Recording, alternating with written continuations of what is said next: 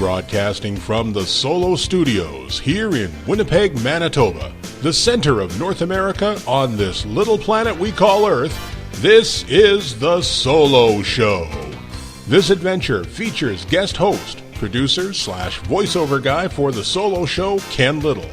And now, please welcome your host, a man who thinks that rock and roll is just a fad, Stan Solo!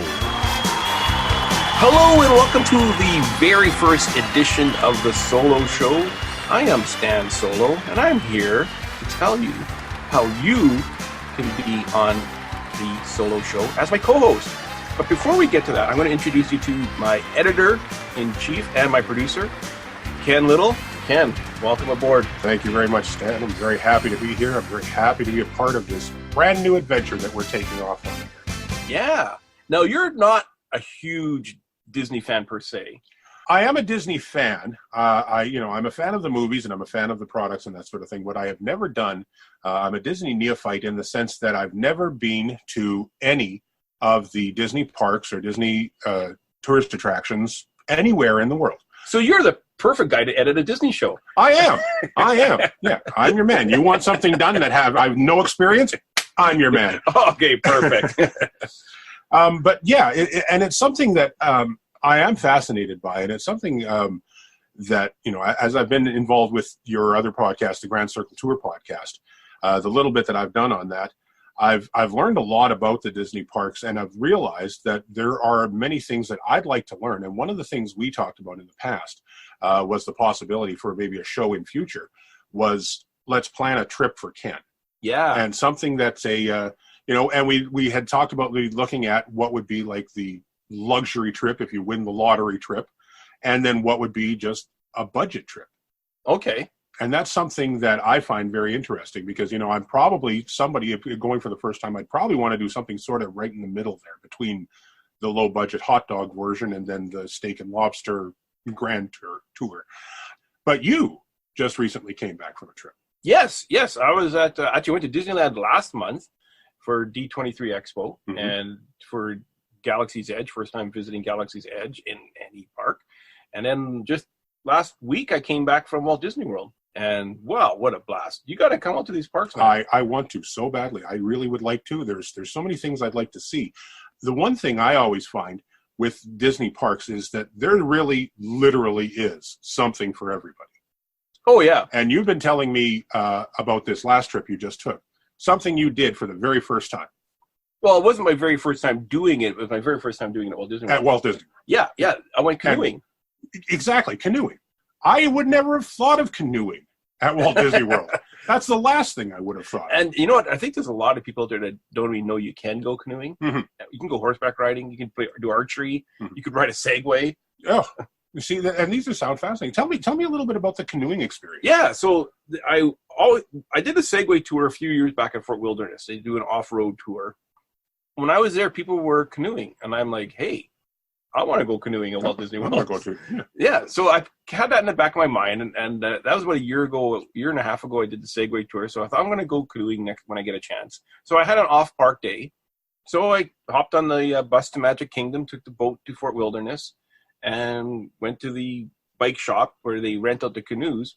And I was expecting it to be like a big lake, where a bunch of people were just kind of canoeing on a big lake, but it's not like that at all. It's way more adventurous than that. You can kind of go in a swampy lake river type thing, but there's no current. You don't have to worry about going upstream or anything like that.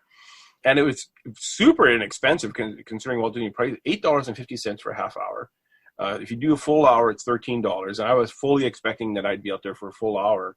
And I went right around the entire loop, and it took me a half hour. And I wasn't, pushing it the whole time. I spent more time trying to take pictures than I did canoeing. Right. And that's the thing I don't think a lot of people think about. Like there's a lot of wildlife at Disneyland parks, and not the kind that are there at 5 minutes before closing at the end of night, but the kind of things like you're saying, horseback riding, and tell me a little bit about your experience, like the actual, getting the boat in. Like, first of all, does it have mouse ears on the boat? No, there's no mouse ears, but you can wear your mouse ears. They're very stable. You don't have to worry about falling in. Because I thought I'd have to, get rent a locker or something to put my phone in. But yeah, I asked if anybody's ever tipped one of these canoes, and she said, no. The only way you're going to tip the canoe is if you want to tip the canoe. You can make it tip. Right. She says if you're going to be careful, you're not going to tip.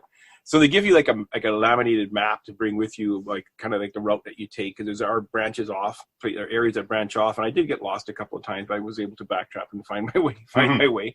And you flip over the laminated map, and there's a big sign on the back, warning you about alligators and snakes. Alligators and snakes. Oh my. Yeah. So I kind of questioned about the alligators and snakes, and she says, "Oh yeah, no, we got something to take care of you for that." Something to take care of you for that. Yeah. So she gives really me big bat. Well, no. She gave me an air horn. So she says, this is for emergencies only. If you see an alligator, you see a snake, don't blow the air horn. But if they start to approach you or they get too hostile, then you could blow the air horn and throw it at them. Yeah, well, exactly. But that was my reaction too. I'm going to throw this thing at the alligator. And fortunately, I didn't see any alligators or snakes on my canoe trip. But don't let that deter you that there may be alligators and snakes, because I think it's very rare. Oh, it's Florida, right? Well, it's Florida, but it's also you're still on Walt Disney property. You're still, we're within the bubble. Not to say you're 100% safe within the Disney bubble, but I think it's rare. I don't think it's common. And let's be honest. Disney theme parks have been around for 50 years now, and I would imagine that number one priority for them is the safety of their visitors. Yes, it is. So the odds of seeing an alligator are very slim to none in these waters. Mm-hmm. It's more of a precautionary thing. And one of the other things you talked about when we were talking about this previously off air was you got to ride in the new Sky Tram. Yeah, the Skyway. Skyway, thank you. Skyway. Yes, the Skyway opened up as we're recording this yesterday to the general public.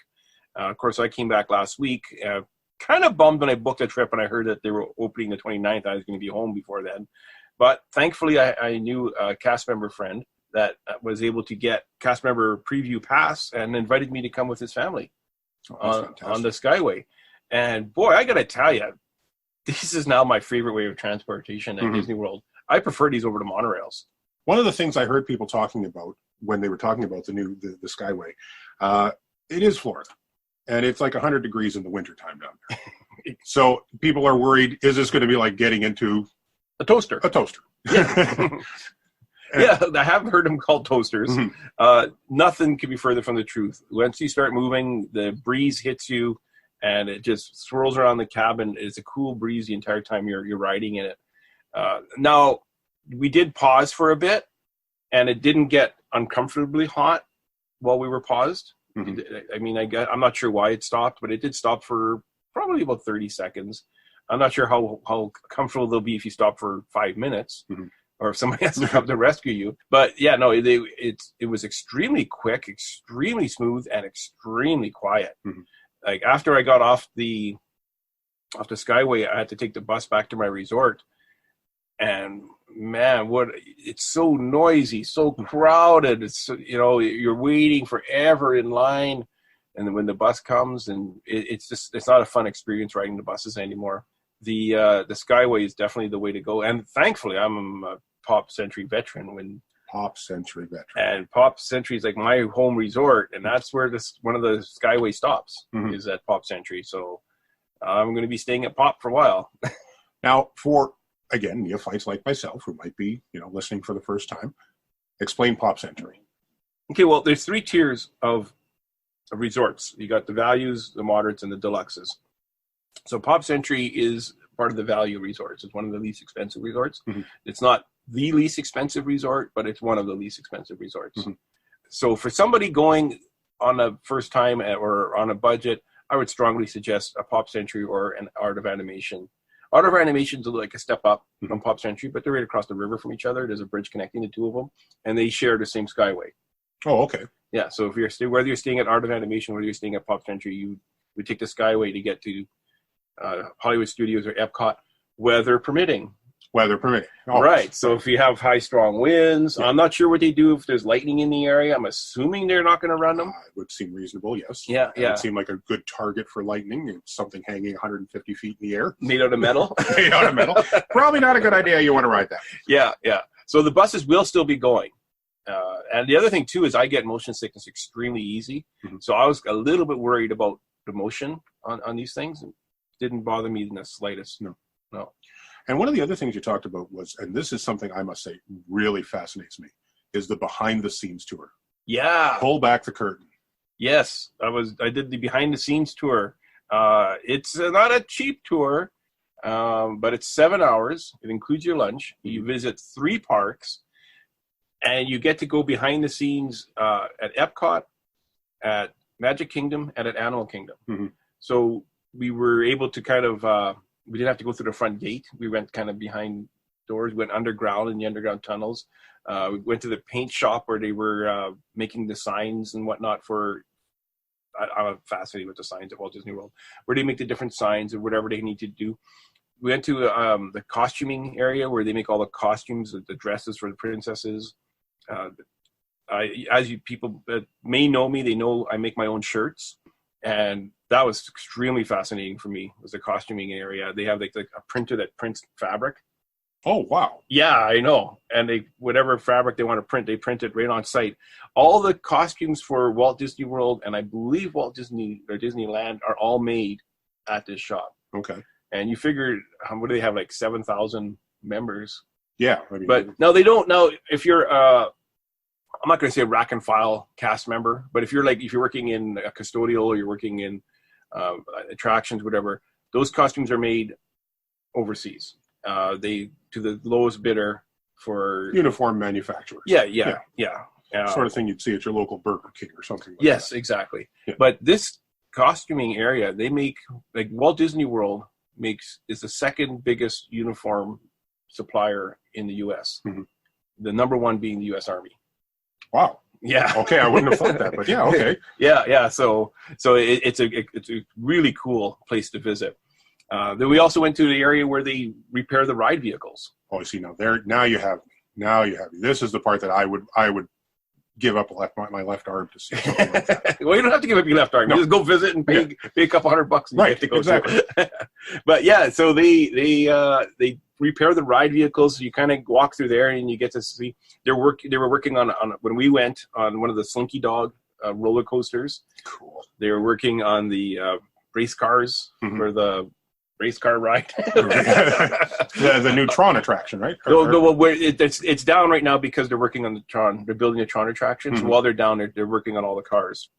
Yeah, so it's extremely interesting. And then we went to Animal Kingdom where we went behind the scenes to the Rivers of Light, Nighttime Spectacular. Mm-hmm. And they had these floating barges. So we got to get right up close to them. It was really cool to see. They brought us how these nighttime barges work. They're completely unmanned. I always thought there was just guys paddling, riding boats, but no, they're run by satellites and they're completely remote control, computer programmed where they go and when they spray their water and everything like that. What was really neat was during Hurricane Irma, I guess a lot of the leaves fell off of the Tree of Life. And Ken, if you're not sure if you're familiar with the Tree of Life, I am. Okay, I am. I do know the Tree of Life. Okay, so some of the leaves fell off of the Tree of Life, so they had these leaves that they collected, and that's where they were storing these extra leaves. So we got to kind of hold the leaves. They're huge, like the size of your palm, and they're thick, hard plastic. I mean, you don't want one of these things falling on your head, I don't think. I would think no. And maybe you want to slip one of those inside your jacket there. I was tempted. Tempting, isn't it? It is tempting. Yeah, but then Mickey's waiting for you at the door going, I don't think so. Now, the only thing was you couldn't take any photos in the backstage area. Right. Or videos, obviously. But I really enjoyed that tour. It was one of the best tours I've ever done. Mm. Well, that to me sounds fascinating because that's the part of it I think 99% of the public will never experience. You go there and you see the rides and you see the princesses in costume and you see the whole finished product. But you don't see is the hours and hours and months and years of work that goes into getting it to that stage. And having watched videos online and people's, YouTube videos and that sort of thing, even just their vacation videos where they go, oh, look, hey, this is gorgeous.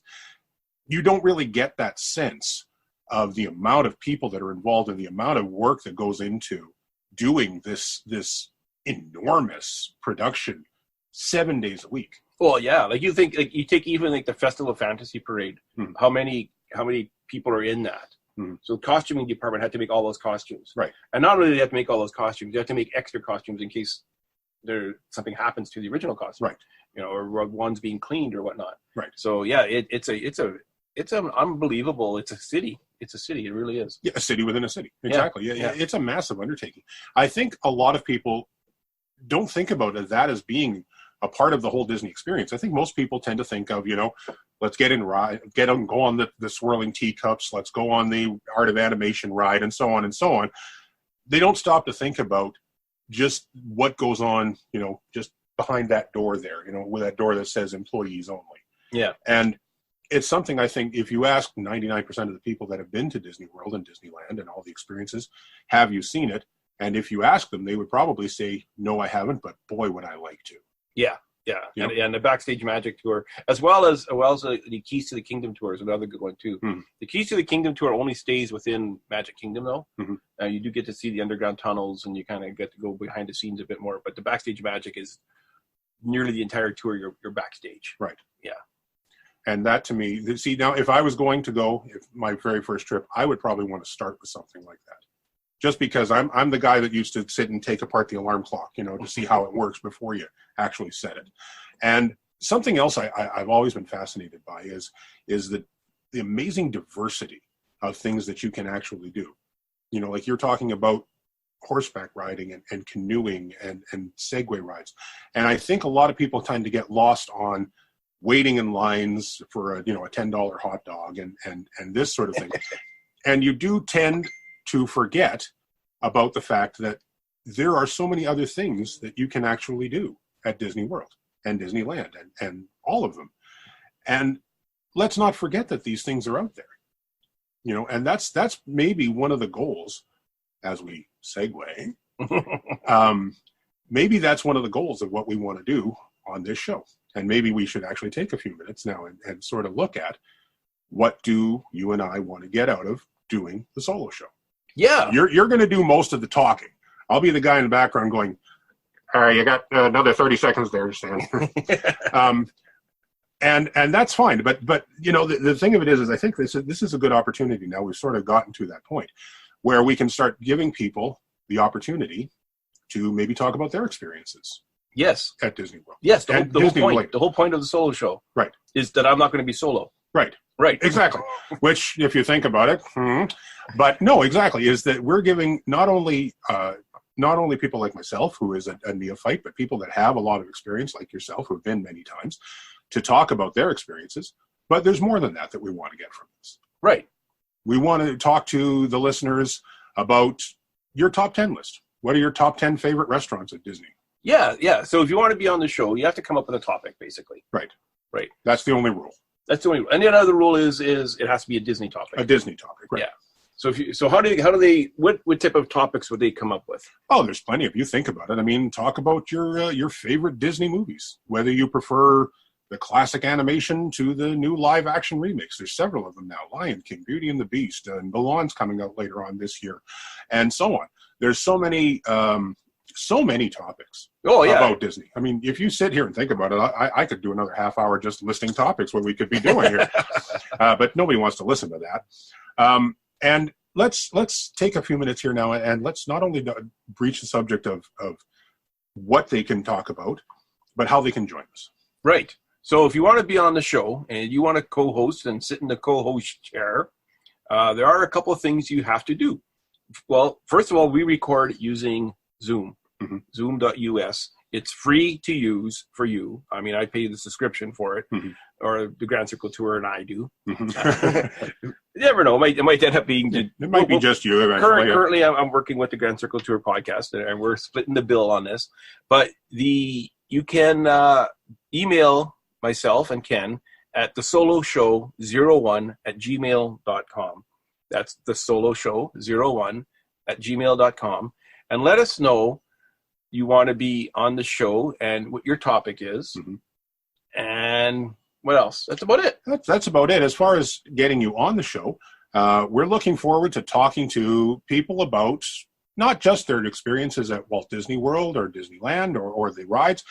Maybe you have a topic you'd like to talk about the upcoming Star Wars films, or maybe you'd like to talk about Disney merchandise. Yeah, or that would be a fascinating show. Or if you just came back from a trip and something extraordinary happened and you want to talk about that, or you did a new experience, or what I like to do too is do a two-parter where we record the first part before you go, and then record after you come back, and we'll combine that into one show. What do you think? I think that would be fabulous. I think that's fascinating. Yeah, then we could kind of talk about how your trip went. Right. What were your expectations? And then on the second half, did they meet your expectations? Did you do better than your expectations? Yeah, exactly. I really enjoy those type of shows. Top 10s are always very popular. If you're an expert at a certain attraction or a certain event or a certain whatever, you know Haunted Mansion better than anybody, and you want to come and tell us about it, send us an email, let us know that you're the Haunted Mansion expert and you want to talk about the Haunted Mansion. And two, if you're maybe somebody who recently wrote a book about Disney, talking about Disney animation, or like I say, Disney merchandising, the little pop vinyls, maybe you're somebody that makes the little pop vinyls. Oh, artists, we'd love artists. I love artists. Want to talk to the artists. If you're somebody that's building, making models and making, maybe you're a Lego artist and you've come up with a 7-foot-tall Goofy Lego statue. We want to know about that. Yeah. And if you have your own podcast and you want to plug it, that's great. You can come on and plug it. But let's not just talk about your podcast. Let's find a topic to talk about as well. Right. Because to talk about the Disney Wonder podcast for whatever, half an hour, could get pretty boring. You want to have interesting topics. And I would think that other podcasters who have their own shows maybe would want to have you on, and vice versa. And this is a great opportunity for everybody, for us at this end, to learn other things that maybe we don't know. I doubt there's anything you don't know, because you make your own shirts. But like for myself, one of the things I can say, the little bit of work I've done for you with the Grand Circle Tour podcast, and now moving into the solo show, I've learned a lot about Disney, and not just the rides and not just the attractions, but the movies. And I actually considered myself a real Disney fan. I mean, I bought all the VHS when they came out, and I've got tons of the DVDs and the music and everything like that. I've learned so much listening to the podcasts, working with you, and this, I think, is a great opportunity not only for people to come on and talk about things that they want to talk about, but maybe they can take something away too. They may talk to you and say, I didn't know that. Just like you were saying, being able to go canoeing. Yeah. That's something that would never have crossed my mind. And that's hopefully what we're going to get from people. Right. And the other thing too is equipment. Having your own PC, having your huge expensive microphone isn't a number one priority. Hardly. You could use your phone and your earbuds that come with your phone, as long as you have a microphone attached to them, and that makes good sound too. Yeah, exactly. So you don't have to go out and invest $500 in a studio setup. You don't have to go out and buy a Mac, and you don't have to go out and buy, if you've got a cell phone that's got a halfway decent input jack and a good pair of earbuds, you're 90% of the way there. Right. 90% of this is your personality. Yes. The other 10% with the microphones and that sort of thing, well, that's my job to fix that. Yeah. That's my work. And that's what we want. Yeah. We want your personality. A good internet connection is kind of important. That's okay. We'll give you that too. Yeah, we can't, you don't want to put the hamsters on the wheel for that one. You want something a little better than the little goat in the background. But that's what we want to get from it. Yes. And what I personally want to get from it is the opportunity to learn a little bit more about our listeners, to learn a little bit more, and for myself, and maybe somebody else that's thinking about maybe doing some podcasting and is a little bit hesitant. This might be a good opportunity for you to sort of dip your toe in the water. Exactly. Yeah. Yeah, exactly. Who knows how many shows might come out of this show? Yeah. You could be the next Norman Lear.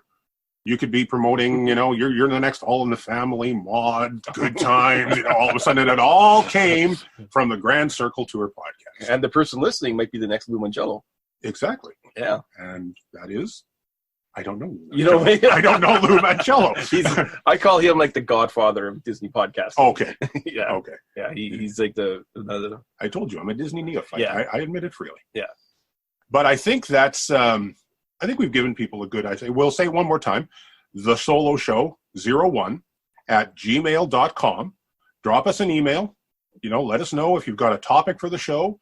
Let us know what you're interested in talking about. And like we say, if we think it's a good topic and if it's something that we think is going to make for an interesting show, you'll get an email back from one of us, and we'll set up a date, a time, and if you have any questions or want to know any details about what you need as far as podcasting equipment or anything like that, we can certainly steer you in the right direction, and let's make this happen. Yeah, I'm excited. I am too. I think this is going to be a lot of fun. And I think, having said that, I think it's time to say, take it away, me. If you have a brilliant idea for a topic and would like to be a guest host on a future solo show, then drop us an email at thesoloshow01@gmail.com. Tell us your idea for a topic for the show, and we'll contact you about a date and time for you to join us as a guest host. If you would like to comment on a current show or want to keep the conversation going, then visit us on Facebook at The Solo Show, on Twitter at TheSoloShow1, or on Instagram at _solo_show_01. And be sure to join us again for the next adventure on The Solo Show. Thanks for listening, and bye for now.